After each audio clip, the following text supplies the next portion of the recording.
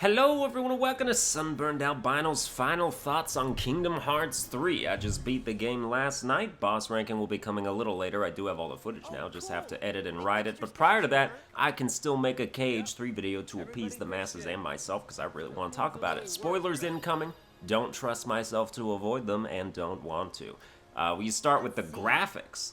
Dude, the graphics are this gen, but like next gen looking, but like so advanced, but oh, they're so good.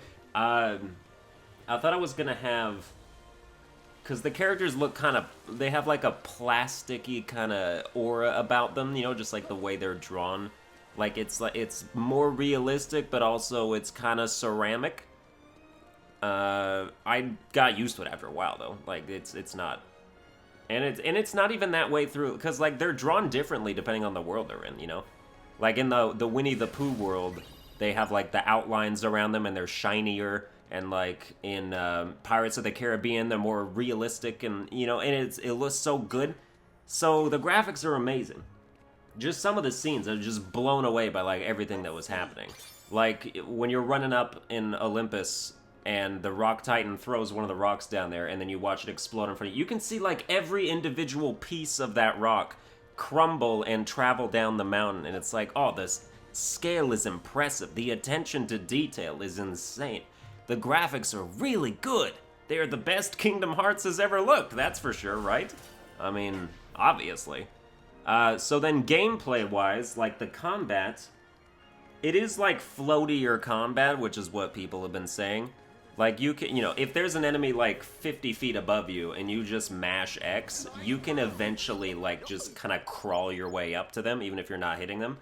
Because that's how floaty the combat is. Like, your Keyblade basically acts as a helicopter blade that can, like, just give you the lift that you need to get to places you probably shouldn't be able to hit people with. And, like, it takes some real liberties in your reach, too. Someone could be, like, a mile down the road, and you'll swing your Keyblade and just, like, teleport all the way over there.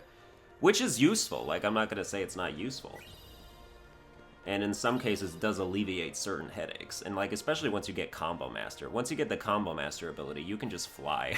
Like, it doesn't matter.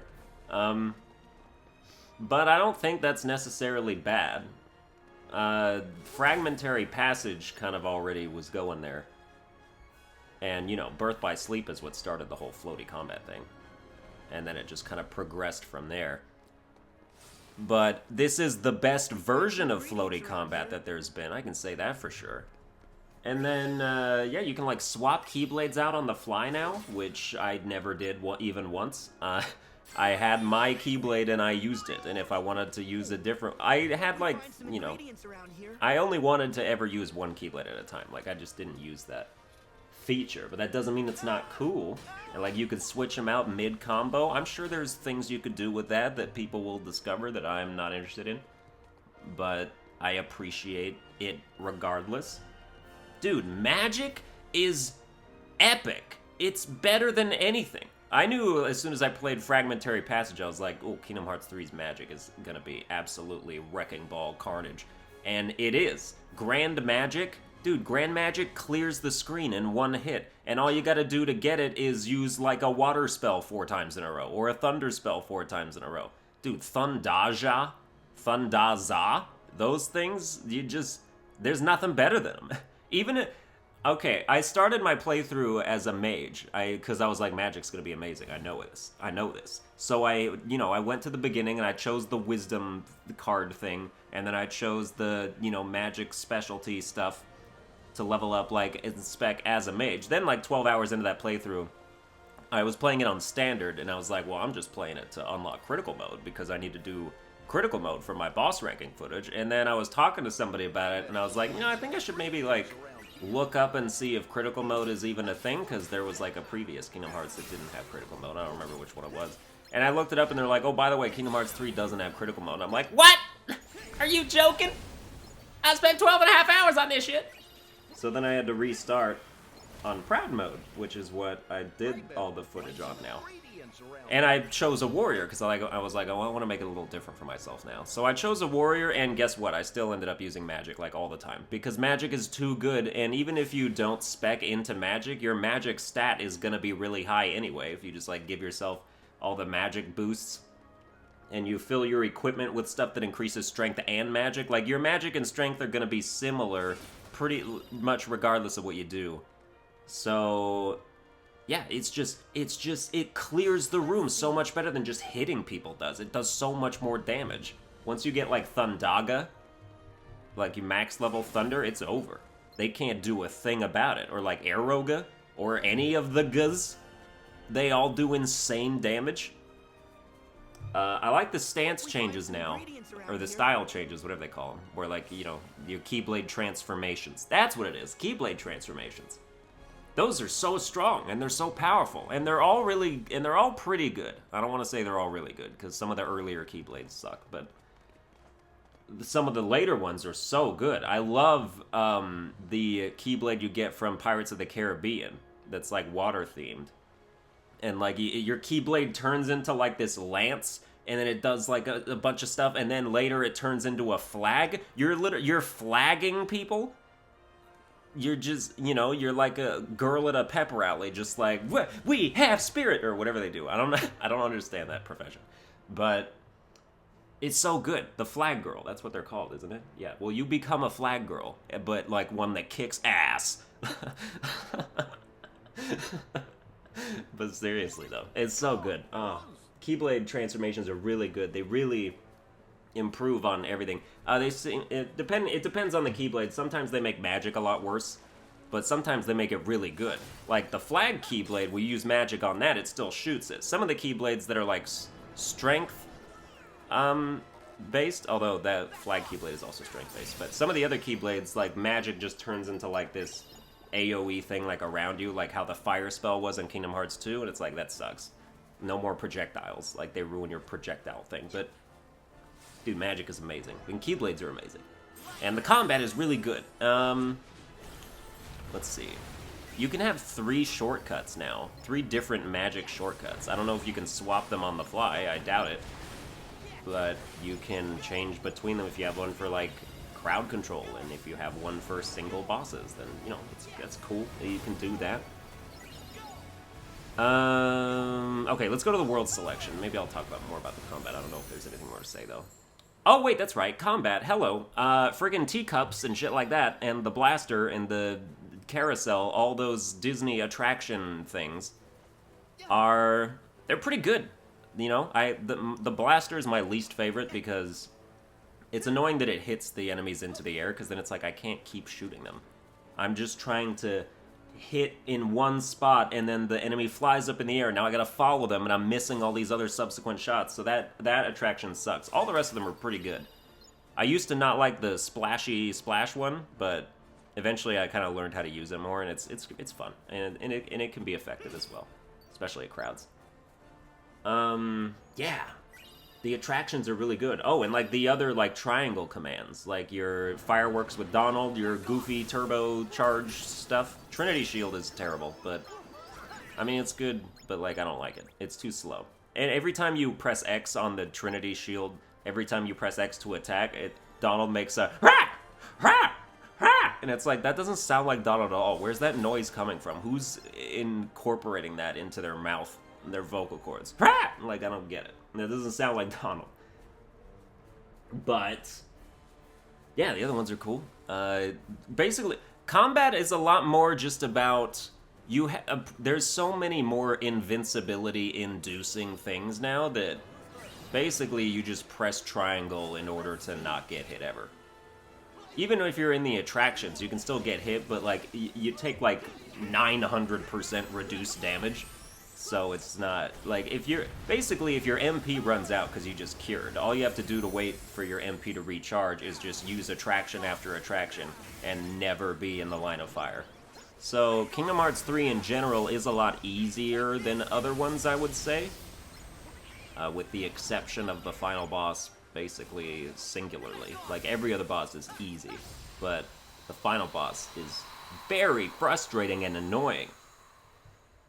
But we'll get to that. Okay, now we're going to talk about the worlds. World selection. So there's 1, 2, 3, 4, 5, 6, 7, 8, 9, 10 worlds, although technically 11, because one of them is like, you're there for like 20 minutes and then you're gone forever. But, so the world selection, like if you compare that to Kingdom Hearts 1, which has 4, 8, 9, 10 worlds, that's weird. Like, because this game seems like it has less worlds than previous entries, but maybe it's just because I'm thinking of Kingdom Hearts 2 because you revisit all those worlds all the time in Kingdom Hearts 2. So, like, you have your however many worlds, your 8 or 9 or 10 worlds, but then in Kingdom Hearts 2, you revisit them and do different missions all the time. So it's like having twice that many. But here, you don't need to do that. You don't need to be able to revisit and have different missions going on because these missions are massive. The worlds are massive. They're sprawling forever. Almost every single one of them is just a sprawling mess of, like, you're not gonna find all the treasure chests, that's for damn sure. I left, like, half the worlds at 55% treasure completed, and I was looking for them. But they're so big. And yeah, and especially like you're never gonna find the lucky emblems. You're never gonna find all the lucky emblems. I'm gonna talk more about that later, but you're never gonna find all the lucky emblems. So the worlds are massive, and the selection is pretty good. There's only 2 worlds that I didn't like, and when I say didn't like, I just mean liked less. Like, I didn't dislike them. But, so we're gonna go through them in order and talk about them, and this is gonna be a super long video. Olympus. Olympus is a great first world, because it's the biggest world, or maybe it might be the biggest world. I don't know what would... Well, Pirates of the Caribbean is the biggest world, right? Because you sail around everywhere. But Olympus shows, you might not have thought that there was more to do in Olympus after it being in 2 previous games. At 3, actually. It was in Birth by Sleep also. And Dream Drop Distance? No, not Dream Drop Distance, I don't think. But, yeah, no, there's more, because now you're in Thebes, the actual city. Now you're actually traversing through the city, and you're on Mount Olympus itself, which is like, this is where I wanted to go ever since I thought New Olympus was going to be a world in any Kingdom Hearts. So it's like, you're going to take me to the mountain now, aren't you? We're going to go talk to Zeus. We're going to go take a selfie with Zeus. That's something you can do. Yeah, Olympus, super big. It's a terrific introduction because it has huge bosses, and you fight all the Titans, and you're like, yes, I only previously knew what Rock and Ice Titan were. I was wondering why they were rationing Titans to us over the last few games. Finally, they add the Lava and the Tornado Titan as well. What have they been doing the whole time? How come only 2 Titans were released in the other games? But so they're finally here, and the Wind Titan's a bitch, because you're like in the air the whole time and you can't heal, which is super annoying. But yeah, like the bosses are good, the plot is good. Hades gets more anger lines, which is good for him because it's good for like an acting thing to be madder, to get to be madder. And yeah, Olympus is a solid world. Solid first world, definitely great introductory world, super good. Then we go to Twilight Town. And this has nothing to do with, like, the beginning of Twilight Town, but by the way, dude, that Hainer kick, have you seen the Hainer kick? If you haven't seen the Hainer kick, you gotta see the Hainer kick, because it's the funniest moment in Kingdom Hearts history. It's so funny. He does a fucking, he jumps, he does a drop kick where his body is, like, perpendicular to the ground perfectly. Like, he goes for it, and he's like, take this, loser! Or whatever, and he does that to fucking Ansem, of all people. And, oh, it's so good. And then he just gets caught, and he's like, or not! But it's so good. It's such a great moment. That's one of my favorites, for sure. Twilight Town is the hub for, like, Little Chef. I thought his name was Ratatouille. Is it not? Is the mouse's name not Ratatouille? I haven't seen Ratatouille, so I wouldn't know. But that part is fun. I do like the cooking stuff. Cooking is getting, like, such a resurgence in gaming. Like, people are finding out that cooking is super fun to do in video games, but nobody wants to do it in real life. But yeah, like that's a nice sort of attraction to Twilight Town, and then, you know, you have like the classic games, which are like they don't matter. I did a few of them. I was like, it's kind of okay, but I don't want to do them anymore. And then, yeah, I mean, Twilight Town basically, you know, it's kind of like a plot-heavy world, but you don't really do anything in there much. Like, you travel through the sewers, that's new. They were like, ooh, people have seen most of Twilight Town. What should we add that'll really grab their attention? Ooh, what if we have them traverse through muck-infested sewers? They'll love it. They will just go hams bananas for that. I don't know what that expression means. So then after that, you go to Toy Story. And Toy Story is pretty much what you wanted it to be, I think. Once, like, you know, you go to the toy store in Toy Story, and it's like this 3-floor thing where you can do, you know, there's the babies and toddlers. Oh, by the way, that little anime doll girl boss, huh? Yeah, yes, very good. Very, I'm not gonna say sexy, because I don't think that. Why would you even take your brain in that direction? That's disgusting. Those eyes, though. No. Anyway. No, the Toy Story world is good. And, like, they're like, ooh, Buzz is distrustful, so you know what? His heart is being corrupted by darkness. It's like, oh shit, no, Buzz Lightyear! A little thrown off by they don't sound anything like they're actual people. You know, like, they're not, Buzz ain't voiced by George Clooney, and Woody ain't voiced by Tom Hanks. So, voiced by someone who kind of sounds like Tom Hanks. Kinda. You know, it's a kind of good sound alike, Woody's is. And Buzz is, you know, it's like kind of good. Everybody who, like, is not their actual people, it's like, oh, it's kind of something. Oh, I forgot to talk about Phil in Olympus Coliseum. Dude, Phil doesn't have a voice actor anymore. His voice actor just up and quit, I guess. And Phil is just riding in on the back of Pegasus with Meg, and they're like, hey, Meg, hey, Phil! And then Phil's just smirking at them like, And it's like, Phil, you haven't seen Sora in however many long of a time. Last time, in Kingdom Hearts 2, when you saw Sora for the first time, you went like, hey, Sora, Donald, Goofy, hey, how's it going? And you like did fisty bump stuff with them. You were excited. Now you're just a silent movie on the Pegasus's ass, just gripping Megara's hips while you ride in the unicorn. It's not a unicorn. Is it a unicorn? No, it's a Pegasus. It's a flying horse. It doesn't have a horn. What would a flying unicorn, no, unicorn though is better. Thanks, you know, Pete Holmes. Yeah. But, yeah, okay, that's completely off topic. But yeah, Phil doesn't have a voice. It's like in that one X-Men movie where they show Deadpool and Deadpool's mouth has been, like, sewn shut or something. It's a travesty. Like, no wonder in Deadpool 2 he goes back in time and, like, shoots that dude in the fucking head. That's what someone needs to do with Phil in this game right now. Because he just smiles. People address him directly and he just stares at them. He doesn't talk. Why don't you say something, Phil? Anybody could sound like Phil. How could they not have Phil have 2 lines where it's like, hey guys, how's it going? Oh, you want to do some training later? I got the barrels. But now they don't. He's just a fat turd and he doesn't say anything. So he doesn't exist. Why does he even ride in? Like, why is he even part of the story if he's just gonna be a wallflower? He's gonna be a fly on the wall and not say anything, but he's in there. He's a part of everything that also includes Meg. He comes with her every time and says nothing. Okay, back to Toy Story. Yeah, Toy Story is a good world. Toy Story is a solid world.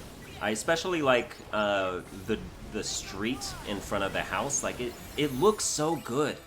Ah, it looks so good. And like the scale is good because like you're small because you're toys. And it's good. Okay. Tangled. Tangled is Tangled is the world that surprised me the most. I thought if there's any world in this lineup that I know of already, I'm probably not going to care that much about the Tangled world. But Tangled is actually really good. Like, yeah, it's forest, which is forest. But even, you know, I haven't seen Tangled, which was part of it. And I was like, I didn't see Tangled because I didn't really want to see Tangled. So, like, playing the Tangled world was probably like, yeah. But now I'm thinking I probably should have seen Tangled, because I like the plot of it. It's a good plot. It's a good plot from, like, a psychoanalytical perspective, because it's like the devouring mother. You know, like you hear the psychologists talk about all the time, where it's like, I will protect you by not letting you do anything ever, and you will sustain me, and I will eat you, basically. And that's like what the mother is doing, like not letting her daughter see the outside world. But mostly, like, not out of really fear for her, but in this case, because she's like not even her actual mother, and just wants the healing power of her hair for herself. So it's a kind of a different thing, but still. And then, yeah, it's good. Dude, the part where you dance, I love that. I love the dancing in the village. It's so good. I enjoyed that. I was smiling the whole time. I was like, I didn't know this was a thing, but I'm so glad it is. It's good. Tangled is good. Tangled's one of the better worlds, I think. Monsters Inc. is okay. It's an okay world. It looks cool. It's good scale. It depicts it accurately. I didn't care for it that much. Like, it's fine. It's fine. It introduces the Unversed. It's the first time you know that the Unversed are also in with the Heartless and the Nobodies now. We got all three warring creature factions coming to bat for everybody. And it's like, oh damn, you know this conflict is gonna be global. I think that's the whole, well, they always were, weren't they? The world is devoured, therefore the conflict is global, always. That's still. And then Sora's monster form looks really stupid. Like, why does he have red hair? Why is he are they saying something about gingers being monsters? Is that what it is? But he's just a cat. He's literally just a cat with red hair. That's his monster form. He's a kitty cat he's a ginger kitty cat. And that's, like, Boo should be calling him Kitty, but Boo calls Sully Kitty. It's like, hey, Boo, this is what an actual cat looks like, you idiot. Why don't you wise up? But, you know, it's fine. And then, you know, they had the whole thing with Randall, and, like, Randall doesn't sound anything like Randall, by the way. Speaking of voices that are way different, Randall is not Randall. That's not what Randall sounds like. They didn't get anyone who sounds even remotely like Randall, and it threw me off a little bit. Same with Xehanort at the end, but I understand that because Leonard Nimoy is literally dead, I think. So they couldn't really have gotten him back. But, okay, so yeah, that's cool. And then Frozen is maybe my least favorite world. Maybe second least favorite. Because Frozen, it seems like they were really just going for the fan service of children. Because they literally have Elsa sing the whole Let It Go song while she builds her ice palace, and they show all of that. And it's like, okay, from a technological perspective, it's impressive that you were able to render all this, but from a person who has seen Frozen perspective, I don't want to listen to this shit. Just skip a verse, skip a chorus, why don't you? We don't need to be here for all of this. Even Sora and Donald and Goofy are like, what's that? Singing? Like, that's Elsa's, and then they just stand there like, why is she singing? What are you singing about? I mean, I know what you're singing about, but still. And then, yeah, it's just, and they don't introduce Hans at all. Like, some of the plots of the Disneys are like so compressed that you just miss details completely. They don't show, all they show of Hans is that he has Elsa on her back, and then he's covered in darkness and he tries to kill her. They don't even basically even say who she is at all, or who he is at all, I mean. Like, he's just there. And then he turns into a giant wolf boss, which is maybe the coolest boss in the game. Which props to him then, I suppose. But, like, yeah, some of the plots, and we're about to talk about Pirates of the Caribbean. That's what I've got listed right under Frozen. So we're going to talk about confusing plots that cannot be told in the small span of when you're in that world. Pirates of the Caribbean takes that cake, number one cake. Dead Man's Chest is the movie, and it's about, you know, it's about the Davy Joneses, and I saw that movie like 11 years ago. I don't remember almost anything about it. And this world does not make me understand it any better. It's too much. You can't tell the entire Dead Man's Chest story in the span of like the, 25 minutes of cutscenes that are in this world. You can't do it. That would be like trying to condense all of Kingdom Hearts 1's plot into one world. You can't do it.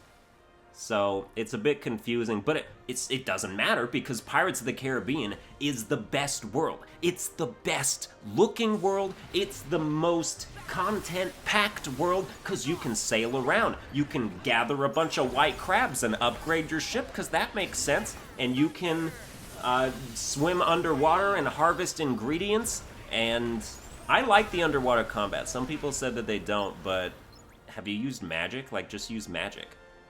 Use sea thunder, use sea fire. Those spells like two-shot people, just use that. Magic is, again, just use magic in every situation. But I like it.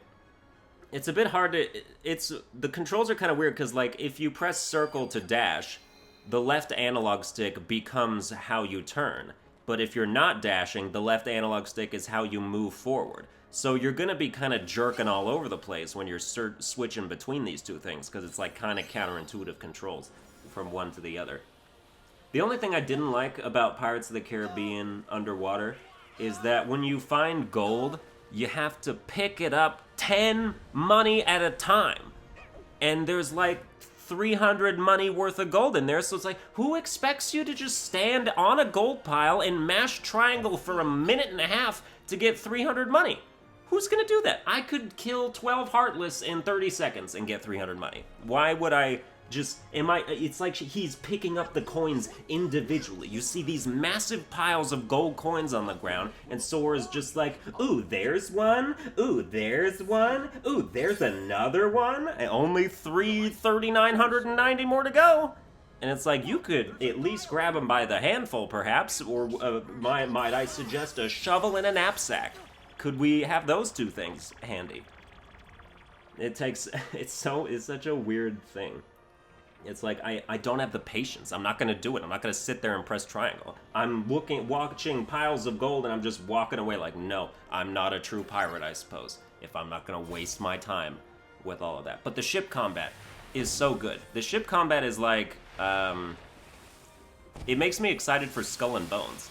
But like Skull and Bones, like Kingdom Hearts 3 did Skull and Bones in one world, and it was great. It's like, what's Skull and Bones gonna do now to elevate itself beyond that?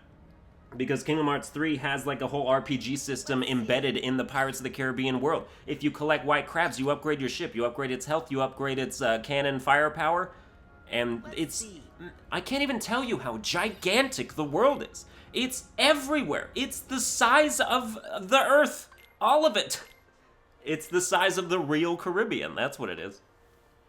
And yeah, you'll be there for days. You'll be in Pirates of the Caribbean world for days if you want to like complete everything. It's so good.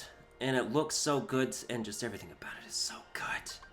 Dude, the final scenes surrounding like the boss, surrounding when you're fighting Davy Jones, and like it's the set piece moment where like the whirlpool and the ships are like surrounded in the whirlpool, and they're like getting sucked in, but they're not getting sucked in because they're riding it. And I don't know how that works, but, and then like there's the Kraken, and there's just the rain, and the graphics are insane. It's so good. So, and then Big Hero 6. Yeah, this is gonna be a fucking long video. Big Hero 6 is one of the bigger disappointments, I would say. Because the world is just the city, which is what you expect. The world is just like a few city blocks. It's pretty big, but like it's, you know, city blocks within the city limits, and then there's Hero's Garage, and those are the only two places you go. Which, where else would you go? Like, there's no other places in the movie, so it would, you know, I understand the setup, but then, I don't know, like, Baymax kind of sucks as a fighter. Like, his triangle move, it doesn't look impressive, and it doesn't do a lot of damage. And then the final boss fight against second Baymax is terrible, because you just chase it, and you hold R2 to have Sora shoot blasts out of his Keyblade while you dodge stuff. And then it's just, and then you have like, you're on Baymax and Baymax is fighting Baymax, and it's just not good. It's not a good boss fight. Big Hero, like, I don't know, kind of misses the mark for me on that. But I like the plot surrounding it, though. The plot is pretty good. Like the fact that replica Riku comes in and finds original Baymax, who was like lost in the portal in the movie. He brings him back and makes him evil with like an evil chip, and then you have to fight him and destroy him. And then at the end, they have 2 Baymaxes now. There's 2 good Baymaxes because they restore them, and it's like, oh, that's one of the best endings because it's such a satisfying one, plot-wise. But when you're playing the actual world, you're like, I wish I was somewhere else. And then there's, you know, there's the Keyblade Graveyard after that, which we've been to in Birth by Sleep. But it, you know, it's basically just a set piece for so many bosses and big encounters. There's so, dude, the end of Kingdom Hearts 3, like, the last, like, 2 hours is all boss fights. And tying up plot points and boss fights. Like, doing a boss fight to unlock a plot point so you could do another boss fight and tie up another plot point. And it just gets tiring after a while. There's too much. It's too much at the end. I appreciate all the plot points that are tied up, but it's like, it's so much. You have to fight, there's the 13 darknesses. You have to fight every single one of them. And some of them more than once. And yeah. I mean, they all have like relatively short HP bars because they know that it's like a horde fight, essentially.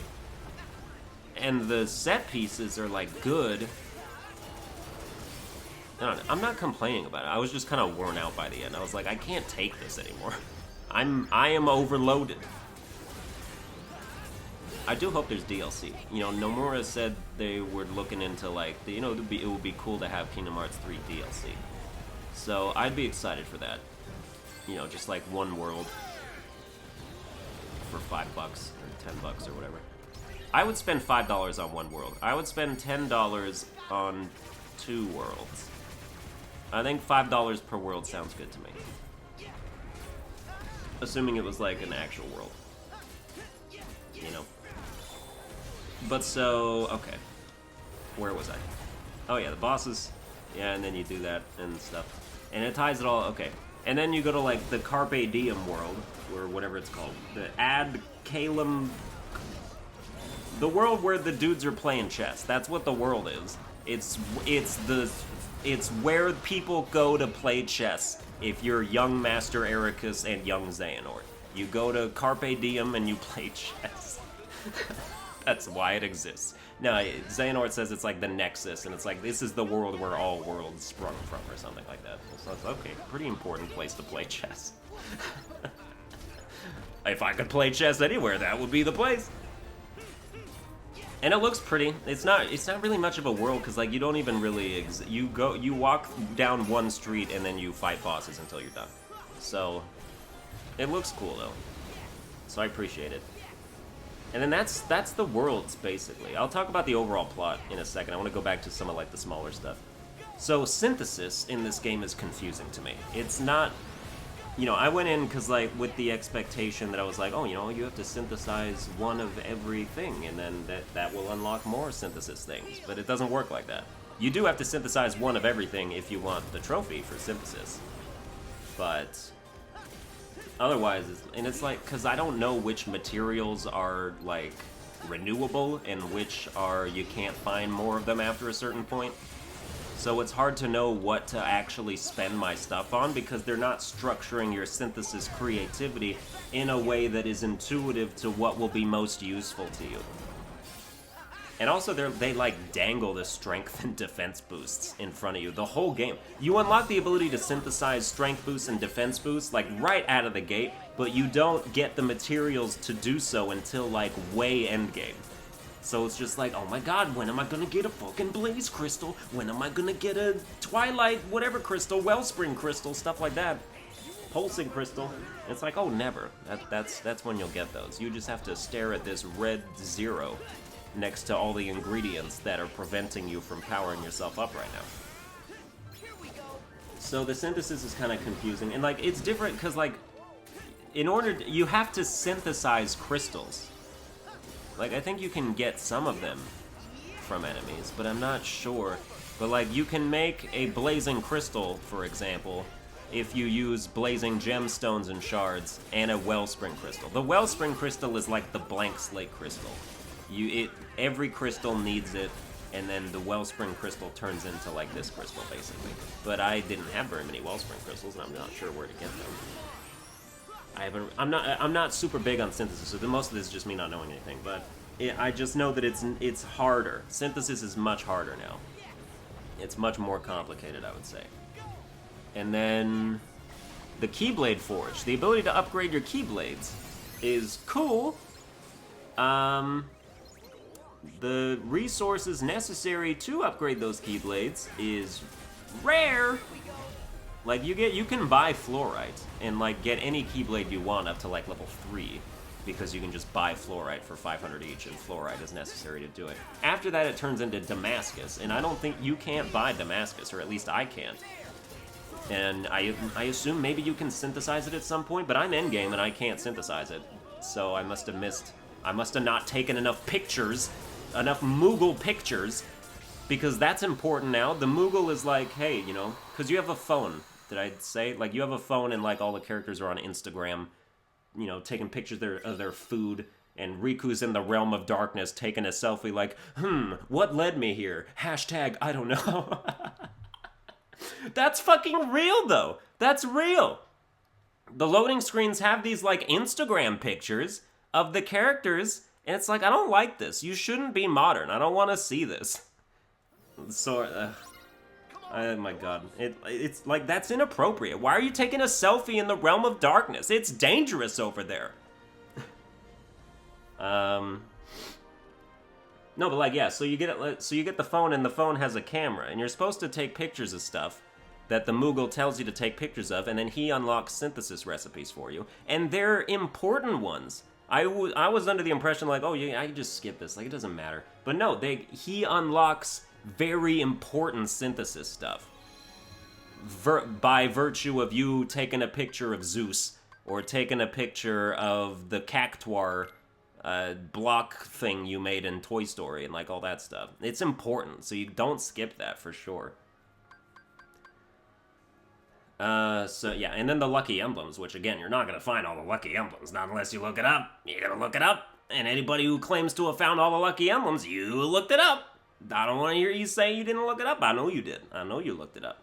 I scoured one world, like, I was like, I'm gonna look in every single place, and I found half the emblems. And so I was like, okay, I'm not gonna find them. Some of them are like witness puzzles. They're like, if you've played The Witness, they're like environmental, like, change your perspective to see stuff. It's not just like, oh, I drew a shape of the Mickey Mouse in a wall and there it is right in front of your face. Sometimes it's like a treescape. Sometimes it's in the goddamn sky. Sometimes it's like in paint.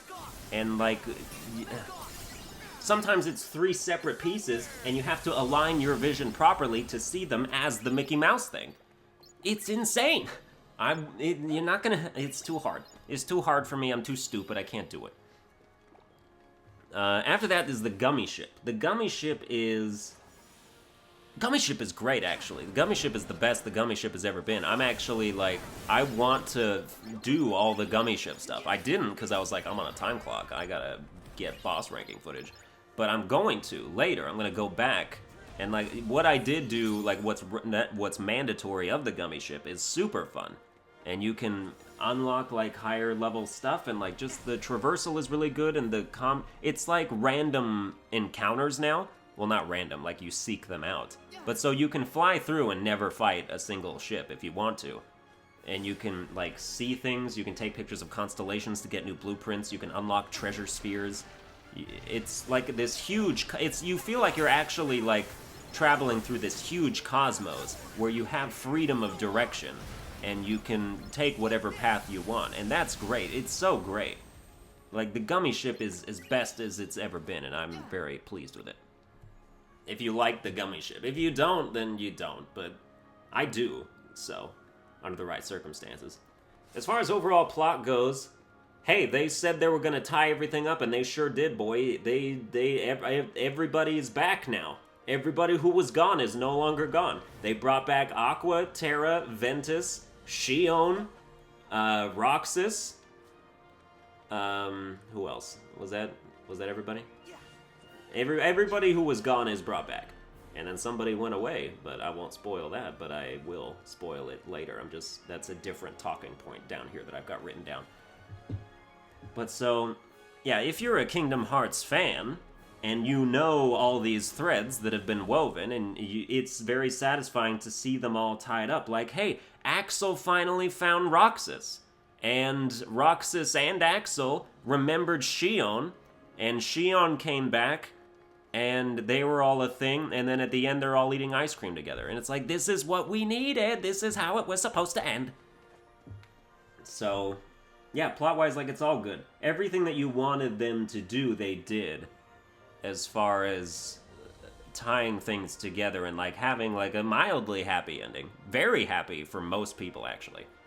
You know, you did see Xehanort literally cut Kairi in half.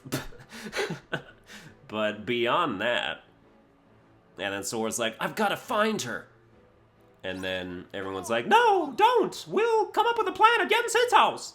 And Sora's like, no, I have to do it alone. Because it's cooler that way. And then, okay, so then it shows the ending. Everybody's on Destiny Islands. Everybody's together. Dude, freaking Ventus is playing Frisbee with Axel. Lee is not a real person, by the way, or a real name. I will never call him Lee. And apparently they know that, which is why Axel himself tells people to call him Axel. Because it's like, Lee, nobody, yeah, that's not a thing. Axel is the name for Axel. So, like, Ventus is playing Frisbee with Axel, and, like, Aqua and Naminé... Oh, Naminé, that's the other person who's back. Aqua and Naminé are finding seashells, or no, that's Shion. Shion, whatever. Aqua and Terra are hanging out. Riku's doing whatever. And then, over on the little island thing, you see Sora and Kairi. This is after Sora was like, I've got to find Kairi. And then they show, like, this sort of final scene. It's like Sora and Kairi are sitting on a log, and everybody turns to look at them. But then, and then they're like holding hands, but then Sora disappears and Kairi doesn't. So it's like, what to extrapolate from that other than that now possibly Sora's inside Kairi's heart now, needing a vessel. That's my thing. It's like he went in and you did the power of waking or whatever to like travel to where her heart was, and then basically made a trade. Essentially, in my mind, where it's like, hey, Kairi, you can have my body. I know it has a penis and everything, but like, okay, it's not like that, but like, I don't know, he restored Kairi in place of de-storing himself, like unrestoring himself, I feel like. And so now he's a part of her. It's like how the Riku replica was inside Riku, but was also kind of like sitting next to him on the beach at one point, and only other particular people could see it. That's my theory, anyway. So I think Sora's donezo in terms of now he needs to be restored somehow. People gotta go find him out. And then he sacrificed himself for Kairi, which is, you know, something he does several times across the series' history. So, yeah. Good. It was so good. Hashtag worth it. The game is good. And that's it. That's gonna do it for the final thoughts. I hope you enjoyed it. If you did, you like, share, and subscribe and whatnot. Boss Ranking will be coming soon-ish. It might not be done by Friday. It probably won't be. But it'll be definitely next week for sure, at least. So like, share, and subscribe and whatnot, and I'll see you guys next time.